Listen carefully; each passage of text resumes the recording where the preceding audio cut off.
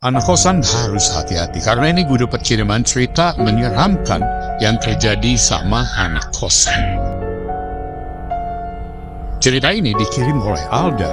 Di tahun 2010, Alda ini kuliah di salah satu universitas negeri di daerah Jawa Tengah. Karena Alda berasal dari Bekasi, dia pun memutuskan buat ngekos di sana.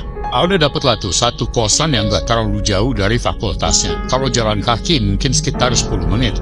Kosannya itu terdiri dari 2 lantai, dan total ada 20 kamar. Alda tinggal di kamar kosan di lantai 1, di kamar nomor 7. Penghuni kosan itu kebanyakan senior, dan yang maba mahasiswa baru itu cuma 3 orang. Alda dan 2 orang temannya yang lain. Nah, beruntungnya adalah anak-anak mahasiswa baru ini bertiga, dia itu dapat kamar di lantai 1 semua. Jadinya antar mahasiswa baru ini cukup dekat, walaupun sebenarnya Alda masih ngerasa agak takut sama senior-seniornya yang lain. Sebulan 2 bulan awal nggak pernah ada apa-apa. Nah, di bulan ketiga nih, Alda mulai mendapatkan gangguan.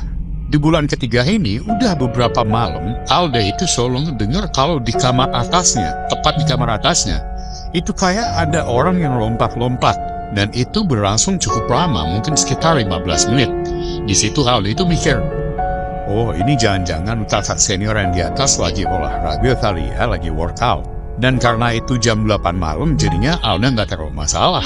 Suara itu terus terdengar selama 4 hari. Setelah lewat 4 hari, suara itu udah nggak ada lagi. Tapi di minggu depannya, tepat di malam Jumat, Alda ini mendapatkan gangguan yang membuat dia itu harus pindah dari kosan itu. Jadi di malam Jumat ketika Alda ini lagi main handphone, saat itu jam 9 malam, tiba-tiba Alda ini ngedengar lagi suara lompat-lompat di atas kamarnya. Tapi kali ini suara lompatannya itu jauh lebih kencang,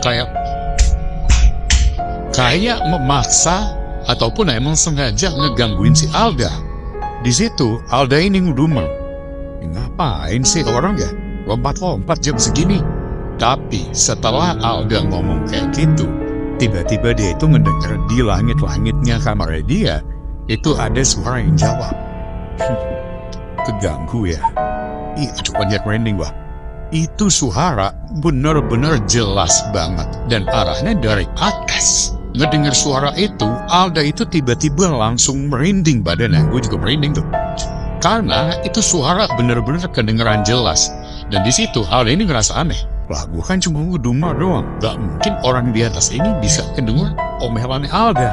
Di tengah-tengah merindingnya, Alda masih merhatiin langit-langitnya dia. Tiba-tiba, dari langit-langit kamarnya, tepat di samping lampu, muncul wajah sesosok wanita. Jadi kayak nembus gitu tuh segini. Itu perempuan, wajahnya itu pucat, tapi rambutnya itu kayak agak-agak botak dan tipis-tipis gitu. Sosok wanita itu yang kelihatan kan cuma mukanya doang. Nah, itu sosok langsung nyengir, senyum ke arah Alda.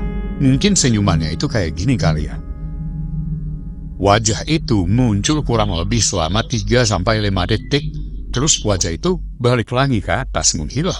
Di situ, aduh anjir merinding gua.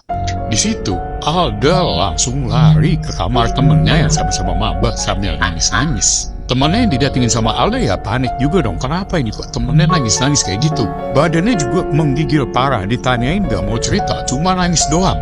Akhirnya temennya ini manggil-manggil penghuni kosan yang lain. Akhirnya pada datang semua, pada nenangin Alda di situ. Setelah Alda tenang, Alda ini dipaksa buat cerita. Diceritain lah semuanya.